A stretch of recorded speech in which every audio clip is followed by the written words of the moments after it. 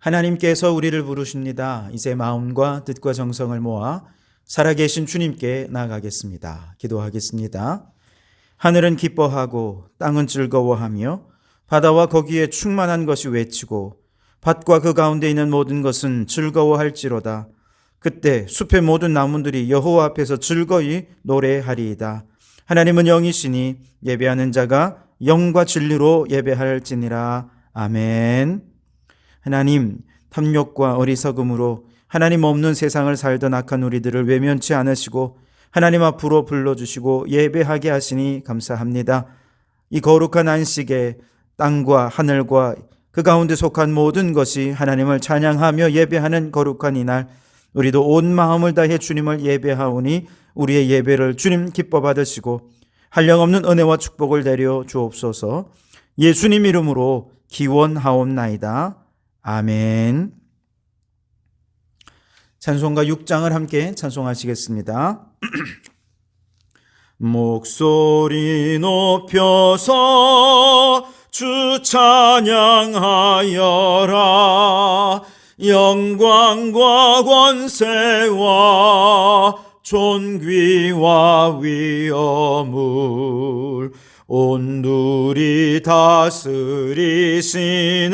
만왕의 왕께 돌려라.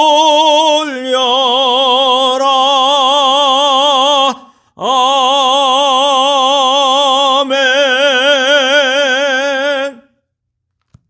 교독문은 성시교독 6번입니다. 시편을 교독하겠습니다. 여호와여 일어나옵소서. 하나님이여 손을 두옵소서. 가난한 자들을 잊지 마옵소서. 어찌하여 악인이 하나님을 멸시하며 그의 마음에 이르기를 주는 감찰하지 아니하리라 하나이까. 주께서는 보셨나이다. 주는 재앙과 원한을 감찰하시고 주의 손으로 갚으려 하시오니 외로운 자가 주를 의지하니이다. 주는 벌써부터 고아를 도우시는 이신이이다. 악인의 팔을 꺾으소서. 악한 자의 악을 더 이상 찾아낼 수 없을 때까지 찾으소서.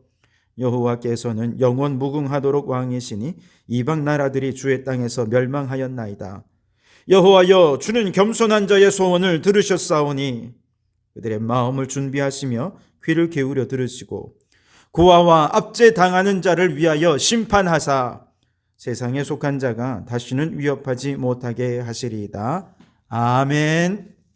지난 한 주간 우리의 죄를 고백하며 참회의 기도를 드리겠습니다. 함께 기도합니다. 오 하나님, 지난 한 주간 동안도 죄와 더불어 먹고 마시며 살았던 우리의 어리석음을 고백하오니 주님 용서해 주옵소서. 우리의 거룩함이 하나님의 뜻이라 하셨건만 세상과 구별된 거룩함으로 살지 못하고 부패와 타락과 탐욕과 욕망의 죄 가운데 살았던 우리를 용서하옵소서. 주의 말씀을 마음에 새기고 마음과 뜻과 힘을 다해 하나님을 사랑하라 하셨건만 말씀을 멀리하며 살았음을 고백합니다. 하나님을 사랑하기보다 세상의 돈과 명예와 쾌락과 나 자신을 더 사랑하며 살았던 우리의 죄를 용서하옵소서. 안식일을 구별하여 거룩하게 지키라 하셨건만 모든 날의 주인이 나 자신인 줄 알고 구별된 시간, 구별된 삶이 없었던 우리의 죄를 용서하여 주시옵소서. 겉으로 죄를 범하진 않았어도 우리의 생각과 마음 속에 악한 동기로 무수히 많은 죄를 범하였음을 고백하오니 주여 우리를 불쌍히 여겨 주시옵소서. 여기 우리를 용서하신 주님의 용서의 말씀이 있습니다. 그가 우리를 흑암의 권세에서 건져내사 그의 사랑의 아들의 나라로 옮기셨으니 그 아들 안에서 우리가 속량 곧 죄 사함을 얻었도다. 아멘. 나는 전능하신 아버지 하나님 천지의 창조주를 믿습니다. 나는 그의 유일하신 아들 우리 주 예수 그리스도를 믿습니다. 그는 성령으로 잉태되어 동정녀 마리아에게서 나시고 본디오 빌라도에게 고난을 받아 십자가에 못 박혀 죽으시고 장사된 지 사흘 만에 죽은 자 가운데서 다시 살아나셨으며 하늘에 오르시어 전능하신 아버지 하나님 우편에 앉아 계시다가 거기로부터 살아있는 자와 죽은 자를 심판하러 오십니다. 나는 성령을 믿으며 거룩한 공교회와 성도의 교제와 죄를 용서받는 것과 몸의 부활과 영생을 믿습니다. 아멘. 찬송가 423장 함께 찬송하겠습니다. 423장 찬송입니다. 먹보다도 더 검은 죄로 물든 마음이 흰눈보다 더 희게 깨끗하게 씻겼네. 주의 보혈 흐르는데 믿고 뛰어나가 주의 은혜 내가 입어 깨끗하게 되었네. 모든 의심 걱정과 두려움이 사라져 슬픈 탄식 변하여 기쁜 찬송 되었네. 주의 보혈 흐르는데 믿고 뛰어나가 주의 은혜 내가 입어 깨끗하게 되었네. 세상 부귀 영화와 즐겨하던 모든 것 주를 믿는 내게는 분토만도 못하다. 주의 보혈 흐르는데 믿고 뛰어나가 주의 은혜 내가 입어 깨끗하게 되었네. 나의 모든 보배는 저 천국에 쌓였네. 나의 평생 자랑은 주의 십자가로다. 주의 보혈 흐르는데 믿고 뛰어나가 주의 은혜 내가 입어 깨끗하게 되었네. 이 시간 통성으로 함께 공동기도문으로 기도하겠습니다. 주님 한번 부르짖어 기도합니다. 주여, 세계를 위하여 기도합니다. 주님, 튀르키예와 시리아의 강진으로 수많은 사상자와 피해가 있습니다. 구조를 기다리는 자를 늦지 않게 구조하게 하시고 생존자들에게는 필요한 물자들이 보급되게 하시며 속히 피해가 복구되게 하소서. 현지 선교사님들의 가정과 사역을 보호하시며 선교사님들이 필요와 국제사회의 도움을 적절히 연결하여 큰 역할을 하게 하시고 이로 인해 복음의 문이 열려지게 하소서. 창조질서 회복을 위하여 기도합니다. 주님, 창조질서의 파괴가 인간의 탐욕에 의한 것임을 깨닫고 회개하게 하시며 2050 탄소 중립을 달성하기 위해 국가 간에 약속했던 실천 계획들이 잘 이행되어서 창조질서를 회복하게 하소서. 우리나라는 기후 악당 국가로 불릴 만큼 세계적인 수준으로 탄소를 배출하고 쓰레기를 배출하고 있습니다. 이러한 불명예를 씻기 위해 온 국민이 기후위기에 적극적으로 대처하게 하소서. 성도교회를 위하여 기도합니다. 주님, 모여서 예배하기에 힘쓰게 하시고 흩어져서 삶의 예배를 드리는 복음의 사람, 예배자로 살게 하소서. 주일 오후 예배와 세미나와 성도의 교제를 통해 기관과 부서가 활성화되며 녹색교회의 사명을 다하는 가운데 부흥의 문도 열려지게 하소서. 성도들을 위하여 기도합니다. 주님, 성도들의 가정이 화목하게 하시고 더 건강하시며 더 풍요로우며 모든 생업의 복의 복을 더하셔서 하나님이 함께 하시는 믿음의 가정이 되게 하소서. 자녀들의 앞날이 형통하게 하시되 믿음도 실력도 향상되며 요셉과 같이 꿈꾸며 하나님의 꿈으로 세상을 정복하는 자녀들이 되게 하소서. 이제 다 아뢰지 못한 기도를 주님께서 가르쳐 주신 기도로 기도하오니 하늘에 계신 우리 아버지, 아버지의 이름을 거룩하게 하시며 아버지의 나라가 오게 하시며 아버지의 뜻이 하늘에서와 같이 땅에서도 이루어지게 하소서. 오늘 우리에게 일용할 양식을 주시고 우리가 우리에게 잘못한 사람을 용서하여 준 것 같이 우리 죄를 용서하여 주시고 우리를 시험에 빠지지 않게 하시고 악에서 구하소서. 나라와 권능과 영광이 영원히 아버지의 것입니다. 아멘. 이 시간 우리에게 주시는 하나님 말씀은 요한계시록 6장 17절에서 7장 4절 말씀입니다. 요한계시록 6장 17절에서 7장 4절까지의 말씀, 하나님의 말씀을 경청하시기 바랍니다. 그들의 진노의 큰 날이 이르렀으니 누가 능히 서리요 하더라. 이 일 후에 내가 네 천사가 땅 내 모퉁이에 선 것을 보니 땅의 사방에 바람을 붙잡아 바람으로 하여금 땅에나 바다에나 각종 나무에 불지 못하게 하더라. 또 봄에 다른 천사가 살아계신 하나님의 인을 가지고 해 돋는 데로부터 올라와서 땅과 바다를 해롭게 할 권세를 받은 네 천사를 향하여 큰 소리로 외쳐 이르되 우리가 우리 하나님의 종들의 이마에 인치기까지 땅이나 바다나 나무들을 해하지 말라 하더라. 내가 인침을 받은 자의 수를 들으니 이스라엘 자손의 각 지파 중에서 인침을 받은 자들이 14만 4천이니. 아멘. 오늘은 이 말씀으로 진노의 큰 날에 누가 능히 서리요 라는 제목으로 함께 은혜를 나누고자 합니다. 2011년 동일본에 진도 9.0의 엄청난 지진이 발생했죠. 이어서 높이 15m에 달하는 쓰나미가 덮치게 되는데요. 그 파도가 후쿠시마 원전에까지 들이닥치게 됩니다. 결국 전력이 공급이 끊이면서 원자로를 식히던 냉각수가 더 이상 공급되지 못했고 원전 1, 2, 3, 4호기가 동시에 폭발하는 최악의 원전 사고가 발생하게 되죠. 이때 대규모의 바닷물을 원자로에 쏟아부어서 원자로를 식히는 작업을 했는데 그 방사능 오염수가 약 2년 동안을 그대로 바다에 방출되었습니다. 그러다가 물고기에서 세슘이 검출되고 방사능 오염의 심각성이 끊임없이 제기가 되면서 오염수를 더 이상 바다에 방류하지 못하고 탱크에다가 저장을 했는데 세월이 흘러 이제 더 이상 이것을 저장할 수 있는 장소가 없다는 거죠. 그래서 이제 다음 달 3월에는 방사능 오염수 저장되어 있는 것들을 40분의 1로 희석시켜서 해양에 방류할 것이다. 일본이 그렇게 발표를 했습니다. 이에 대해 엊그제 우리나라의 국제연구소에서 방사능 오염수가 방류되면 우리나라에 어떤 영향을 끼칠까 시뮬레이션 결과를 돌려보았는데요.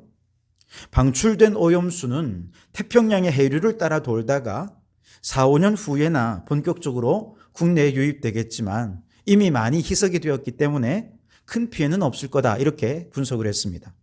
그런데 이 결과가 발표되던 날 서울대 원자핵공학과 서균열 교수의 인터뷰가 따로 있었는데요.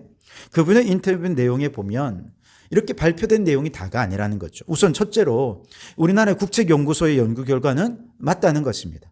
단 이 시뮬레이션 결과는 전제가 뭐냐면 일본이 40분의 1로 오염수를 희석시켜서 방류했을 때 이 시뮬레이션 결과는 맞는 거죠. 문제는 일본이 어떤 식으로 오염수를 희석시킬 것인지 방법을 내세우지 못하고 있다는 거예요. 그가 과학자로서 아무리 생각해봐도 그걸 희석시킬 수 있는 방법이 안 떠올라요. 일본은 도대체 어떤 방법으로 그걸 희석시킬지 답을 내놓아야 한다는 것이죠. 둘째는 지금 오염수 중에 삼중수소만 얘기하지만 사실은 오염수를 저장하고 있는 탱크는 하는 부식성 어떤 재료로 만들어졌다는 거예요. 그래서 여기서 부식성 물질이 나오는데 이것도 심각하고요. 그리고 마지막으로는 원자로의 특성상 많은 플루토늄을 사용하는데 이 플루토늄은 인류가 알고 있는 가장 무서운 독극물이라는 것입니다. 그러니까 오염수 방류의 문제는 삼중수소 하나만의 문제가 아니라 부식성 물질, 독성 물질의 문제가 다 포함된 문제죠. 그런데 우리는 삼중수소 하나도 아직 해결하지 못해가지고 쩔쩔매면서 답을 제대로 못하고 있는데 나머지 두 가지 문제는 아예 얘기도 못하죠. 쉬쉬하면서 숨기고만 있는 것 아닙니까? 이게 더 심각한 문제가 될 수 있다는 거예요. 세 번째로 태평양 바다에 방류하는 오염수보다 우리나라 해안에 더 직접적으로 영향을 끼치는 것은요. 일본과 우리나라를 오가는 대형 컨테이너 선박입니다. 이들이 평형수로 바닷물을 쓰고 또 버리고 이렇게 하는데요. 일본의 오염된 물을 평형수로 담아다가 우리나라 앞바다에서 그것을 방류하게 되면 이건 태평양을 멀리 돌아서 희석되어 오는 것보다 더 직접적인 오염수에 영향을 끼칠 수밖에 없게 되는 것이죠. 그런데 그런 컨테이너 선박들이 만여 천 대가 있다는 것입니다. 그리고 네 번째 마지막 문제는 먹이 사슬의 문제인데요. 태평양 바다에서 오염수가 희석된다고는 하지만 희석되기 전 고농도의 오염수를 먹은 물고기는 존재하지 않을까요? 얼마든지 존재할 수 있지 않겠습니까?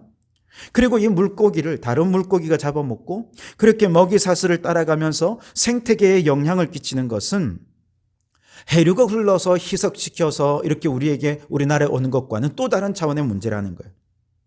특히 삼중수소는 대표적으로 유전자를 변형시키는 물질이라는 겁니다. 이들이 어떻게 유전자를 변형시켜서 기형적으로 생긴 생명체를 우리가 바다에서 만나게 될지, 어쩌면 우리의 식탁에서 만나게 될지 아무도 알 수가 없다는 것이죠. 게다가 바다는 지구상에서 배출되는 탄소의 40%를 흡수하는 최대의 흡수원입니다. 바다의 수많은 생물, 미생물들이 서로 호흡하고 살아가는 과정에서 우리가 배출하는 탄소를 40%나 흡수해 준다는 것입니다. 얼마나 고마운지요. 그런데 오염수 방류로 인해서 바다 생태계가 파괴되어서 더 이상 탄소를 흡수하지 못하게 된다면 아마도 지구 온난화와 지구 파괴의 속도는 걷잡을 수 없이 빨라지고 말 것입니다. 문제는 누구도 오염수가 생태계에 미칠 영향에 대해서는 아무도 연구를 하지 않는다는 것입니다. 여러분, 우리나라와 일본의 어업이 존폐 위기에 놓여 있습니다. 더 나아가 지구 파괴의 위기가 우리 앞에 도사리고 있습니다. 오늘 제가 이 말씀을 장황하게 드리는 이유는 바로 요한계시록에서 어린 양 예수 그리스도께서 이제 아버지 하나님으로부터 두루마리를 받아서 이 7인을 떼실 때에 여기에 기록되어 있는 내용들이 다 현실의 역사 속에서 실현이 되는데 그 내용들이 하나같이 지구가 파괴되는 문제와 연결이 되어 있기 때문에 그렇습니다.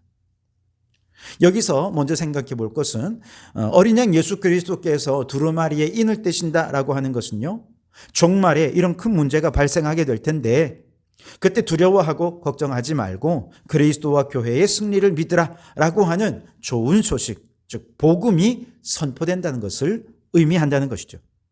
로마 시대 박해와 핍박 속에서 좌절과 절망 속에 있는 성도들에게 인을 떼신다라고 하는 이 말은 박해 속에서도 반드시 예수님은 승리할 것이다, 믿음이 승리할 것이다 라고 하는 복음이 선포되었다는 것을 의미합니다. 오늘 우리 앞에 놓여 있는 전쟁, 수많은 참사, 세계적인 재난의 소식을 들으며 좌절하고 절망하고 있는 성도들에게 그리스도께서 인을 떼신다라고 하는 것은 그럼에도 불구하고 하나님은 그리스도와 그 교회를 반드시 승리케 하실 것이다 라고 하는 기쁜 소식이 들려진다라고 하는 의미인 것이죠. 자, 예수님께서 두루마리에 인을 떼실 때 그 두루마리 속에 담겨 있는 종말의 내용들이 6장에서 18장까지 이어지는데요. 무려 14장에 걸쳐 기록되어 있죠. 그 내용 속에는 아주 끔찍하고 처절한 종말의 재앙들이 기록되어 있지만 그럼에도 불구하고 이 내용의 핵심은 뭐예요? 기쁜 소식이라는 거예요. 승리의 소식이라는 것입니다. 이걸 잊지 마시기 바랍니다. 자, 이 6장에서 18장까지에 기록되어 있는 이 두루마리의 내용은 크게 3가지 재앙으로 이루어져 있는데요. 첫 번째 재앙은 7인의 재앙입니다. 그리스도께서 인을 떼실 때마다 재앙이 임하는 것이죠. 그래서 계시록 6장에서는 7개 중에 6째 인이 떼지고요. 재앙이 닥칩니다. 그리고 이제 8장에서 마지막 7번째 인이 떼어지면서 그 다음에 큰 재앙인 두 번째 재앙, 7 나팔 재앙이 이어지게 됩니다. 이때는 이제 천사가 나팔을 불 때마다 재앙이 임하는 것을 의미합니다.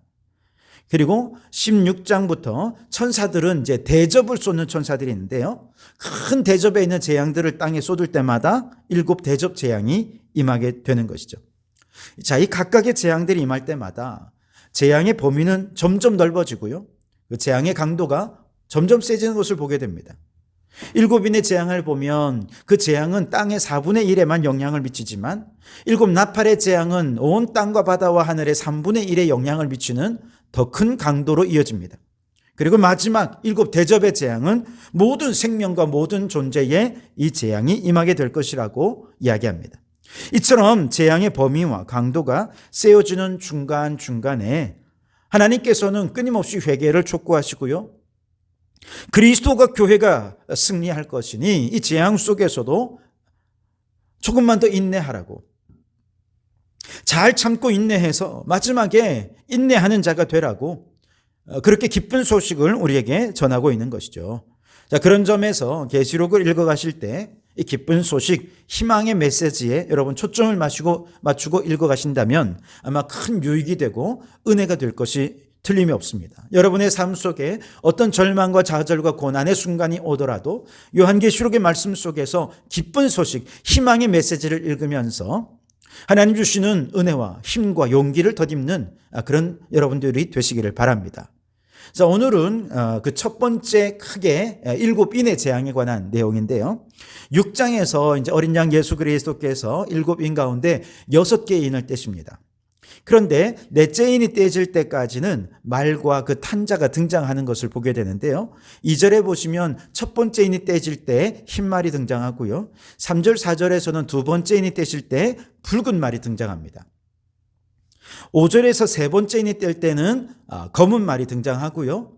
8절에서 넷째 인이 떼어질 때는 청황색 말이 등장하게 되는 것을 보게 됩니다. 자, 말이 등장한다는 것은 무슨 의미일까요? 소는 어디에 쓰이는 짐승인가요? 주로 농사에 사용이 되죠.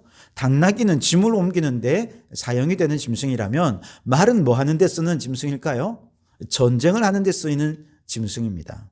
따라서 인을 떼실 때마다 말이 등장한다는 것은 종말에 하나님의 재앙이 임하는 것은 마치 영적 전쟁을 치르는 것과 같은 것이다 라고 하는 것을 말씀해 주고 있는 것이죠.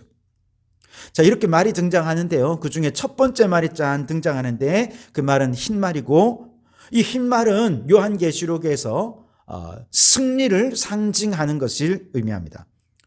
그리고 이제 영적 전쟁에서 최후의 승리하실 분, 이 흰 말을 타신 분은 그럼 누구실까요? 바로 예수 그리스도를 의미하는 것이죠. 계시록 19장 11절에 보면 흰 말이 한 번 더 등장을 하는데요. 이렇게 말씀하십니다. 또 내가 하늘이 열린 것을 보니 백마와 그것을 탄 자가 있으니 그 이름은 충신과 진실이라. 그가 공의로 심판하며 싸우더라. 아멘. 백마를 타신 그분이 충신과 진실이라는 이름으로 공의로 심판하며 싸운다는 것입니다. 예수님께서 싸우시고 심판하셔서 결국 승리하실 것이다 라고 하는 것을 말해주는 것이죠. 오늘 6장 2절에도 보면 흰 말을 탄 자는 어떤 존재냐? 면류관을 머리에 쓰고 나아가서 이기고 또 이기려고 하는 분이 바로 흰 말을 타신 분, 예수 그리스도라는 것이죠. 예수님은 이 영적 전쟁에서 이미 십자가 위에서 1차로 크게 승리하셨습니다. 그리고 남은 전쟁에서도 반드시 승리하실 줄 믿습니다. 여러분, 예수님이 승리하신다면 교회도 함께 승리할 것입니다. 교회가 승리한다면 모든 성도들도 함께 승리할 것입니다. 그러니 여러분, 이 믿음으로 영적 전쟁에서 끝까지 승리의 자리에 서 있는 우리 성도들이 되시기를 주님의 이름으로 축원합니다. 자, 그렇다면 마지막 시대에 우리가 싸울 이 영적 전쟁의 실체는 과연 무엇일까? 자, 두 번째 인을 떼실 때 붉은 말을 탄 자가 나와서 피의 전쟁이 벌어지게 됩니다.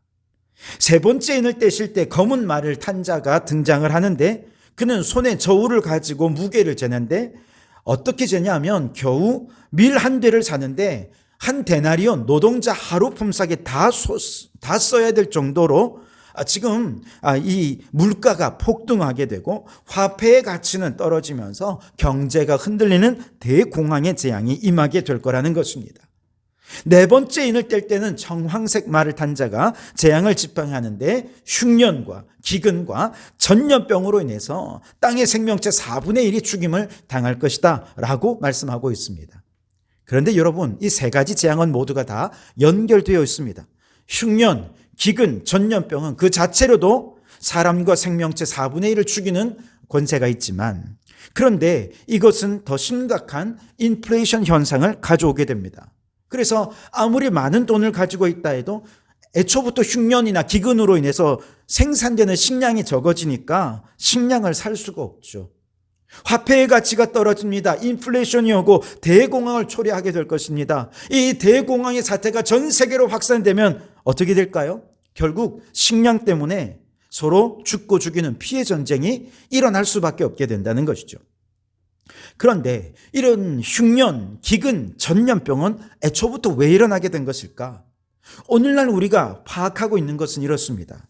인간이 더 많은 돈을 벌기 위해 탐욕 때문에 자연을 파괴하고 창조 질서를 무너뜨리고 생태계를 파괴한 결과 흉년이 점점 심각해지고 기근이 점점 심각해지고 전 세계적인 전염병이 팬데믹을 가져오게 된 것이죠. 코로나가 일어난 이유가 그렇잖아요. 박쥐들이 사는 숲을 돈 많이 벌기 위해서 점점 파괴해버린 것이죠. 그러면서 서식처를 잃은 박쥐들이 인간과의 접촉면이 늘어나게 되면서 박쥐들의 몸속에 살고 있던 바이러스가 사람에게 옮겨 붙은 게 코로나 바이러스죠. 아프리카에는 밤마다 코끼리들이 사람들의 집으로 내려와서 밭을 망가뜨리니 사람들은 코끼리를 쫓기 위해서 이런저런 방법을 쓰다가 결국 총을 들고 사살하는 일들이 벌어지게 됐죠. 그런데 도대체 왜 이 코끼리들이 사람들이 사는 데까지 내려와서 밭을 망가뜨리느냐? 그들이 밭을 가꾼 그 자리가 원래는 코끼리들의 서식처였다는 것이죠. 우리나라도 예외는 아니죠. 야생 멧돼지들이 농가를 습격해요. 왜 그런지 아십니까? 원래 거기가 멧돼지들의 서식처였기 때문에 그렇습니다. 이렇게 끊임없이 사람들이 동물들과 식물들의 서식처를 점점 잠식해 가게 되면서 그들은 우리와 더 가까이 싸우게 되고 우리는 또한 그들을 멸종시키고 그들과 인간 사이에 전염병이 생기고 이러한 것은 또 기후위기를 가져오고 흉년이 되고 기근으로 이어지게 되는 것이죠. 결국 종말에 우리가 싸우게 될 영적 싸움의 실체는 기후전쟁이라고 계시록이 우리에게 말씀해 주고 있는 것입니다. 지난 목요일 문창교회에서 치유와 목회 세미나가 있었는데요. 경남노회에 속한 많은 목사님들이 참여해서 참 유익한 시간을 가졌습니다. 두 가지 주제로 강사님이 오셨는데요. 치유와 예배, 둘째는 기후위기와 치유에 관련된 주제였습니다. 특별히 두 번째 주제의 강사는 기독교 환경교육센터장이신 유미호 센터장님이 오셔서 강의를 해주셨는데 이때 아주 중요한 개념을 소개해 주셨어요. 그게 뭐냐면 바로 기후전쟁, 기후교회, 기후증인이라는 개념이었습니다. 오늘날 우리가 맞닥뜨린 이 전쟁이 기후전쟁이라는 거예요. 그리고 이 기후전쟁에 맞서 싸우는 교회를 기후교회라고 해야 한다는 것이죠. 기후교회에 속해서 기후위기를 맞서 싸우는 성도들을 기후증인이라고 말하는 것입니다. 2023년을 나타내는 이 한국교회의 여러 키워드들이 있는데 그중 하나가 바로 기후전쟁, 기후교회, 기후증인이라는 것이죠. 여러분, 우리 성도교회는 기후위기와의 전쟁을 선포하며 기후교회로서의 정체성을 선언합니다. 그리고 여러분을 기후증인으로 파송합니다. 기후증인으로서 여러분이 해야 할 일이 있는데요. 자, 이번 주 수요일부터 제2의 수요일을 시작으로 해서 사순절이 시작되지 않습니까? 바로 이 사순절을 맞아 여러분 삶 속에서 탄소금식을 실천하는 것입니다. 실천 카드에 적혀 있는 내용들을 매일같이 보면서 매일매일 실천할 것들을 체크해 주십시오. 탄소금식 활동을 하면서 만약에 자녀들 혹은 우리의 이웃들이 여러분에게 질문을 할 거예요. 아니, 왜 이렇게 불편한 활동을 합니까? 묻는다면 그들에게 기후위기와 싸워서 창조 질서를 회복하는 것이 우리의 사명이다라고 하는 것을 증거하십시오. 그렇게 기후 증인으로 살아가는 사순절 기간이 된다면 여러분은 기후 증인으로서의 사명을 충실히 감당하며 기후 전쟁을 영적 승리로 가져올 수 있게 될 것입니다. 예수님께서 십자가의 고난으로 죄인을 구원하셨듯이 우리도 십자가의 뒤를 따르는 마음으로 탄소금식을 통해 탄식하는 피조물들을 구원하고자 하는 그런 기후 증인의 삶을 살아가실 수 있기를 바랍니다. 여러분, 이것은 실천해도 되고 안 해도 되는 일이 아닙니다. 조금 불편해지고 그냥 좀 귀찮은 일을 하는 이런 차원의 문제가 아니라는 거예요. 우리는 이미 기후 전쟁 속에 들어와 있습니다. 이제 우리는 기후 교회로서 기후 위기에 맞서서 말씀으로 무장하고 기도로 무장해서 마치 전쟁을 하듯 탄소금식을 실천할 수 있어야 할 줄 믿습니다. 자, 그렇다면 이 기후전쟁의 최후 승리자는 누구일까요? 오늘 17절, 6장 17절은 이렇게 질문하죠. 그들의 진노의 큰 날이 이르렀으니 누가 능히 서리요? 누가 이 진노의 날, 재앙으로부터 승리할 수 있겠느냐? 여러분, 인간의 죄악으로 인해 재앙이 임할 때 이것을 이기고 승리할 자가 누구이겠습니까? 바로 구원받은 하나님의 백성입니다. 왜냐하면 이 모든 재앙이 인간의 탐욕에서 비롯되었다면 천국을 향해 살아가면서 세상의 탐욕과 욕망을 버리고 경건과 절제의 그런 경건의 삶으로 기후 증인으로 살아갈 수 있는 구별된 존재가 바로 우리 하나님의 구원받은 백성들이기 때문에 그렇습니다. 오늘 7장 4절 말씀에 보면 내가 인침을 받은 자의 수를 들으니 이스라엘 자손의 각 지파 중에서 인침을 받은 자들이 14만 4천이니 라고 말씀하시죠.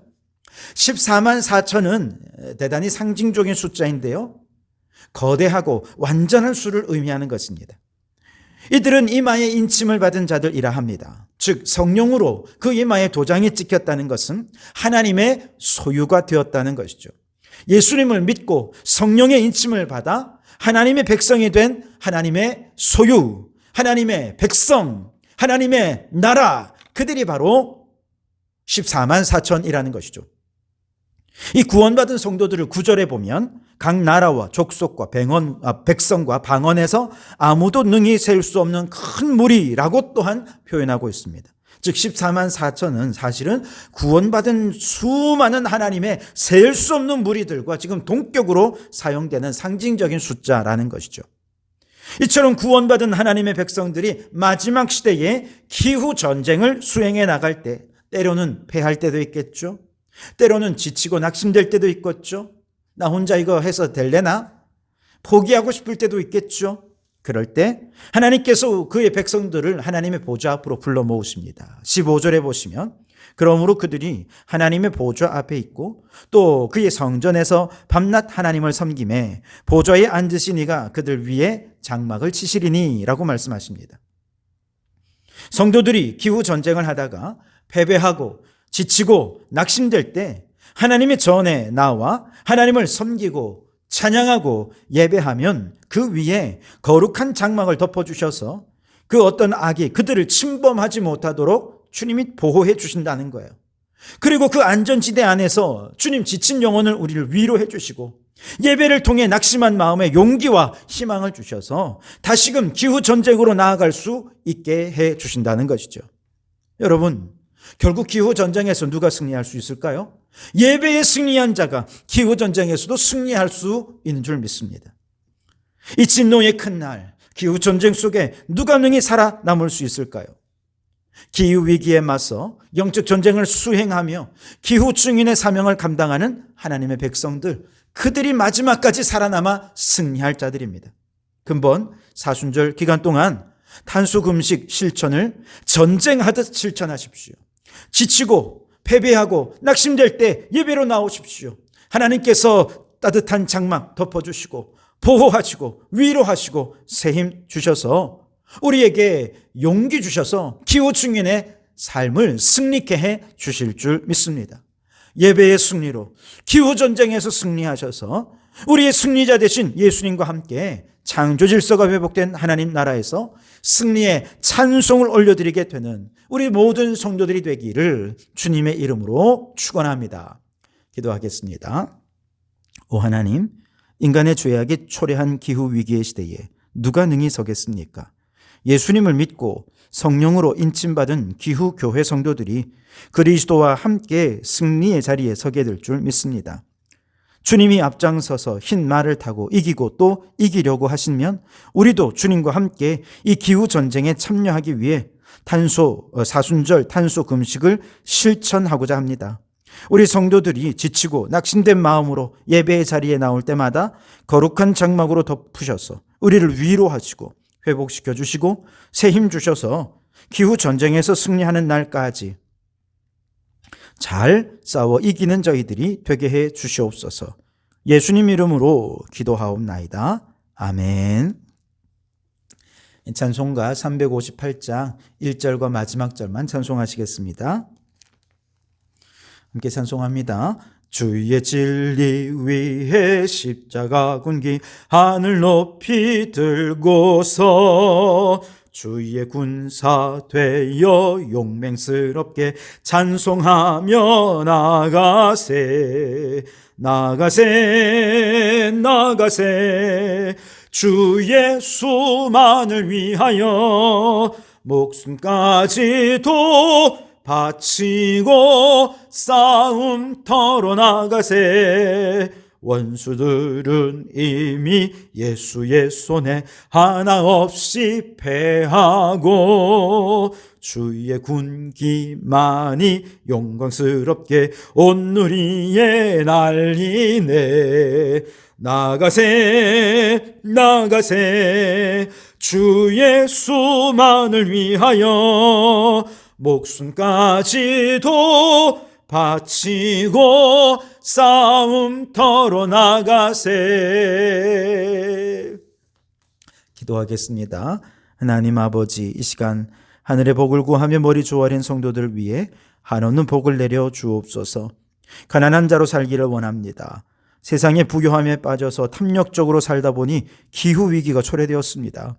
이제 덜 만들고 덜 쓰고 덜 버리며 가난하지만 가치 있는 기후교회 성도로, 기후증인으로 살아가는 우리 성도들이 되게 해 주옵소서. 죄에 대하여 애통한 마음으로 살기를 원합니다. 발전이라는 이름으로 폭력적으로 동물들의 서식처를 파괴하고 생명 다양성을 훼손한 죄에 대하여 애통하게 하옵소서. 방사능 오염수의 방류와 수많은 쓰레기의 해양 방류로 해양 생태계를 파괴한 죄를 애통해하며 회개하게 하옵소서. 발전과 개발이라는 명분으로 동물과 식물들의 서식처를 파괴한 죄를 애통해하며 용서를 구하오니 주여 용서하여 주옵소서.